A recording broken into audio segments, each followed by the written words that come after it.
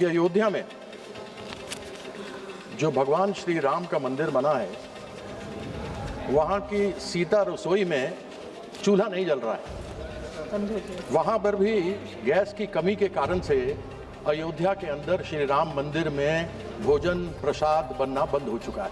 मैं अपने नेतृत्व ममता बंदोपाध्याय, अभिषेक बनर्जी का धन्यवाद करता हूं कि सदन के नेतृत्व के माध्यम से आपने मुझे आज बोलने का अवसर दिया है। वैसे तो मुझे ब्रेकिंग न्यूज़ से शुरू करना चाहिए, क्योंकि अयोध्या में जो भगवान श्री राम का मंदिर बना है, वहाँ की सीता रसोई में चूल्हा नहीं जल रहा है। वहाँ पर भी गैस की कमी के कारण से अयोध्या के अंदर श्री राम मंदिर में भोजन प्रसाद बनना बंद हो चुका है। यह परिस्थिति है और संभवतः संज्ञा इसका मंत्री जी देंगे। अभी माननीय मंत्री जी ने कहा कि अंतर्राष्ट्रीय संकट है। मैं मानता हूं अंतर्राष्ट्रीय संकट है, लेकिन अभी 2 दिन पहले माननीय प्रधानमंत्री जी ने एक वक्तव्य दिया था कि कांग्रेस के लोग झूठ बोल रहे हैं, लोगों को बरगला रहे हैं, देश में कोई संकट नहीं है। अब वो बरगला रहे हैं या नहीं बरगला रहे मुझे मालूम नहीं। मैं इतना जानना चाहता हूं कि यदि देश में संकट नहीं है, ऐसा प्रधानमंत्री ने कहा है, तो 65 रुपए प्रति सिलेंडर गैस के दाम क्यों बढ़ाए गए हैं? गरीब आदमी के ऊपर मार क्यों मारी जा रही है? इस विषय के ऊपर सरकार में कोई जवाब देने को तैयार नहीं। आदरणीय जो मुझसे पहले सत्ता पक्ष की तरफ से बोल रहे थे कि सोने के दाम बढ़ रहे हैं। अरे सोने के दाम से मुझे क्या मतलब? मुझे तो मतलब उस गैस सिलेंडर से है जो गरीब आदमी तक के घर तक में जाती है और उसके घर का चूल्हा जलता है। वह बात दूसरी है कि 9 करोड़ गरीब लोगों ने दूसरी बार सिलेंडर जब फ्री में दिया गया था नहीं लिया, क्योंकि 1100-1200 रुपए कीमत उसकी बन चुकी है। ऐसी परिस्थिति में मैं क्या कहूं, मुझे समझ नहीं आता। और साथ ही साथ तो मैं यहाँ सभी लोग बैठे हुए हैं, सब जानते हैं और ये पूरा सदन जानता है कि हमारे माननीय प्रधानमंत्री जी का जो सोच है वह आविष्कार के बारे में सोचते हैं। और यदि जो 2017 में प्रधानमंत्री जी ने कहा था, यदि उसको यह सरकार मान लेती, रिसर्च एंड डेवलपमेंट कर देती, यदि सप्लीमेंट्री बजट नहीं अगर मेन बजट में भी पैसा दे देती, तो आज गटर गैस से वो सारी कमी पूरी हो सकती थी जिस गटर गैस के बारे में प्रधानमंत्री जी ने बात किया था।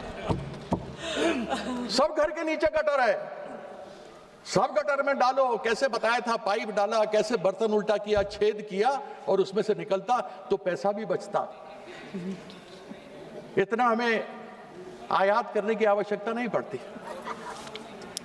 अब यह तो सभी जानते हैं कि यहाँ पर डीएमके के लोग भी बैठे हैं, यहाँ तेलंगाना से भी कांग्रेस के लोग भी बैठे हुए हैं, केरला के भी लोग बैठे हैं लेफ्ट के। बंगला विरोधी ही केवल यह सरकार नहीं है। जहां 21 राज्यों में इनकी सरकार है, चाहे अपनी हो या मिलीजुली एनडीए की हो, वहां पैसा पूरा केंद्र का शेयर मिलता है, लेकिन इन 4 राज्यों में नहीं मिलता क्योंकि कहते हैं यूटिलाइजेशन सर्टिफिकेट नहीं मिला है। और मैं आपको बंगाल के बारे में बताना चाहता हूं कि आज जो आप ये सप्लीमेंट्री डिमांड का लेकर आए हैं, यह लगभग 2 लाख करोड़ का है। नेट जो मांग है वो 2 लाख करोड़ की है और 2022 से लेकर आज तक हमारा पैसा 2 लाख करोड़ पश्चिम बंगाल का बंगला विरोधियों ने नहीं दिया है। ये बोलते हैं हमें उपयोगिता प्रमाण पत्र चाहिए, यानी यूटिलाइजेशन सर्टिफिकेट। इनको यूटिलाइजेशन सर्टिफिकेट दी गई, यूटिलाइजेशन सर्टिफिकेट दे देते हैं, उसके बाद ये जवाब नहीं देते, 6 महीने के बाद कुछ और कर देते हैं।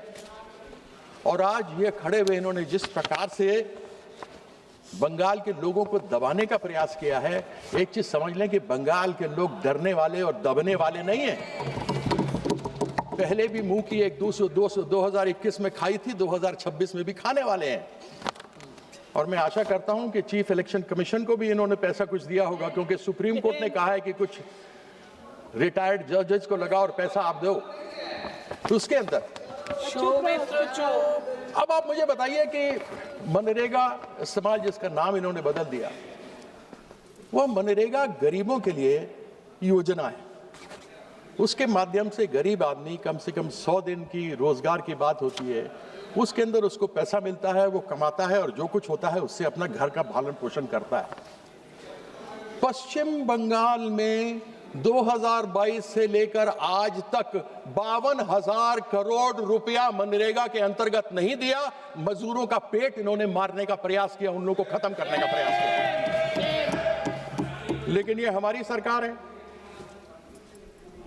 जहां नाम आपने तो बदला लेकिन हमने महात्मा गांधी का नाम रखा और श्रम श्री को महात्मा श्री कार्यक्रम के अंतर्गत चालू किया। इन 4 सालों में 100 करोड़ दिन लोगों को काम दिया, जिसमें 78 करोड़ पीपल खाताधारियों को लाभ हुआ है। आपने तो प्रयास कर लिया, कितने भी तो कर ले सितम, हंस हंस के नहीं सहेंगे हम। चलो उसका मतलब बाबू मत बोलो, फिर तुम्हारे बारे में बोलेंगे। उस दिन गिरिराज के बारे में बोले थे, फिर तुम्हारे बारे में बोलना पड़ेगा। मत बोलो बेटा, मत बोलो, बेटे की तरह हो, मत बोलो, मत बोलो। हाँ, दादा की तरह। अब आपने कहा था प्रधानमंत्री आवास योजना ग्रामीण 2022 तक सबको घर मिलेगा। अब 2047 तक चला गया। मुझे मालूम नहीं भैया 2047 में से हम लोगों में से कितना जिंदा रहेंगे, मुझे अपने बारे में तो मालूम नहीं, बाकियों के बारे में नहीं कह सकता हूं। लेकिन तब कौन देखेगा मिले कि नहीं मिले। आपने यानी इस बंगला विरोधी सरकार ने 2022 से लेकर 2026 तक, जो अब तक की बात मैं करता हूं, केंद्र सरकार ने 24,000 करोड़ प्रधानमंत्री आवास योजना ग्रामीण के अंतर्गत देना था, नहीं दिया। 32 लाख लोग उससे वंचित हो गए। यानी कि 2022 में जो छत मिलना था, जो 2047 तक चले गए, वह नहीं मिला हमें। उसकी यूटिलाइजेशन सर्टिफिकेट तब तक 2022 तक की दी गई है, लिस्ट दे दिया गया, आपत्ति उठाई, आपत्ति के बाद जवाब दे दिए गए, लेकिन 24,000 करोड़ रुपया नहीं दिया।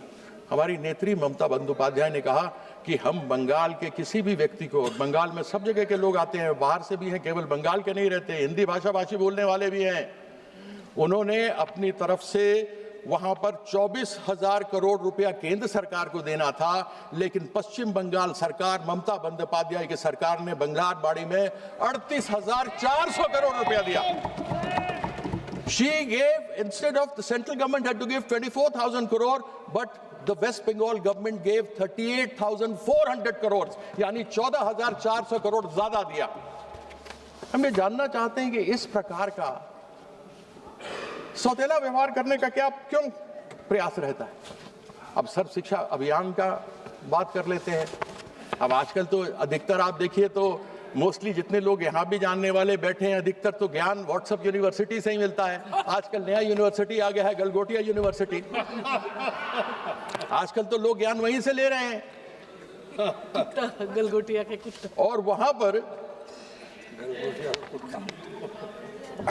हमको विकसित भारत में लोगों को पढ़ाना लिखाना है। इस समग्र शिक्षा अभियान के अंदर 19,000 करोड़ रुपया हमारे बच्चे बच्चियों को नहीं दिया। हम विकसित भारत बना रहे हैं या अशिक्षित भारत बनाने का प्रयास कर रहे हैं। बंगाल का बच्चा, बंगाल की बच्ची बिना पढ़े लिखे नहीं रहेगा। और वहां इस प्रकार के कार्यक्रम वहां की सरकार ममता बंदोपाध्याय ने किए हैं कि कन्याश्री, रूपोश्री जैसे कार्यक्रम है। कन्याश्री को तो यूनाइटेड नेशन, यूनिसेफ ने अवार्ड दिया है, जिसमें 18 साल की बच्चियों को जब 11वीं 12वीं पास करती हैं तो 25,000 रुपए उनके खाते में डायरेक्टली डाले जाते हैं। ये है पश्चिम बंगाल। मुद्दई लाख बुरा चाहे तो क्या होता है, वही होता है जो मंजूर खुदा होता है। जो 21 में हुआ वही 26 में भी होने वाला है। आप प्रयास कुछ भी कर लीजिए, आप सफल नहीं होने वाले कुछ भी। अरे अभी तो 5 मिनट भी नहीं हुए मैडम, मैं तो चिट्ठी देख के कर रहा हूँ। अध्यक्षा महोदया, इतना ज्यादा भी कंप्लीट कर लीजिए। आपको मालूम है अम्फान जैसा तूफान आया था और 2014 से 2024 तक ऐसे अनेकों तूफान पश्चिम बंगाल में आए। हमने डिजास्टर मैनेजमेंट के माध्यम से इन 10 सालों में 43,500 करोड़ रुपया डिजास्टर मैनेजमेंट में मांगा था। आपने तो हमारी आवाज नहीं सुनी, बात नहीं सुनी, और केवल 7% आपने उस डिजास्टर मैनेजमेंट में दिया। लेकिन पश्चिम बंगाल की सरकार ने अपने बलबूते जितने भी लोग अस्थायी हो गए थे, जिनके घर उजड़ गए थे, जिनका काम उजड़ गया था, उन सबों को वापस लाकर स्थापित कर दिया, जिससे कि उन लोगों को कोई तकलीफ ना हो। लेकिन बंगला विरोधी या केंद्र की सरकार, इसने केवल 7% पैसा दिया, यानी 100 रुपया मांगा तो 7 रुपया दिया। अब थोड़ी सी केंद्र सरकार पे आ जाता हूं। एनएच जाता है बंगाल में, जितने भी एनएच है, वैसे तो एक बार माननीय अश्विनी वैष्णव जी हैं, मेरा उनसे कोई विरोध तो है नहीं। मैं खत्म कर रहा हूं, मेरे को आपने 10 मिनट का समय है, मैंने 6 मिनट बोला है, मैं 4 मिनट में और बात खत्म कर दूंगा, मैं 9 में ही खत्म कर दूंगा। मैंने उनसे एक दिन प्रश्न पूछा, मैंने उनसे प्रश्न पूछा कि आपने अमृत भारत स्टेशन स्कीम के अंतर्गत पश्चिम बंगाल में 101 स्टेशन को क्रमित करने का लक्ष्य दिया था, लेकिन 2023 से 2026 3 साल हो गए, केवल 3 हुए, केवल 3 हुए। तो मैंने उनसे ये प्रश्न पूछा, माननीय मंत्री जी हैं, सभा में हैं, संभवतः जो सभापति थे, क्योंकि हल्ला हो रहा था, वो सुन नहीं पाए कि उनका जवाब। मैंने उनसे पूछा था लंदन, वो बात कर रहे थे Tokyo, looking London talking Tokyo. कहने लगे यहां ऐसे नहीं हुआ, वहां ऐसे नहीं हुआ। अरे ये बताइए ना, 101 में केवल 3 क्यों हुए? उसका जवाब नहीं था। अब मैं इसके अंदर क्या उनसे पूछूं? NH-19 मेरे यहां जाता है, अभी 14 तारीख को सुना है कि माननीय प्रधानमंत्री जी मेरे क्षेत्र में उसका उद्घाटन करने वाले हैं। NHAI के चेयरमैन आए थे, पिछले साल बोल के गए थे कि टूटा फूटा नष्ट ध्वस्त पुल वहां पर है और इसके ऊपर कार्य नहीं होना चाहिए। वहां पर कोई अशोका बिल्डकॉन करके कंपनी है, वो चलती है, मर्जी से किए जा रही है। आजकल तो स्पेस टेक्नोलॉजी से काम हो रहा है, ड्रोन से सड़कों को देखा जा रहा है कैसे काम करना है। उसी प्रकार से पालसित और दानकुनी, वहां का पूरा का ब्रिज नीचे गिर गया, और इन सबों का जा रहे हैं माननीय प्रधानमंत्री जी। मुझे बड़ी प्रसन्नता है, कुछ तो मिल गया एक बार फिर से इनके बारे में बोलने के लिए। जितना कुछ कहना था वो तो कह दिया। अब केंद्र सरकार की PSUs हैं, मैं खत्म कर रहा हूं। केंद्र सरकार के अनेकों PSUs हैं। मेरी कॉन्स्टिट्यूंसी बर्धमान दुर्गापुर, ये मैं दुर्गापुर क्षेत्र की बात कर रहा हूं। अनेकों बार बात करते हैं विकसित भारत, आत्मनिर्भर भारत। अभी जो समस्या हुई है उसके कारण से हमको फर्टिलाइजर की समस्या होने वाली है, API की समस्या होने वाली है, गैस की समस्या हमको होने वाली है।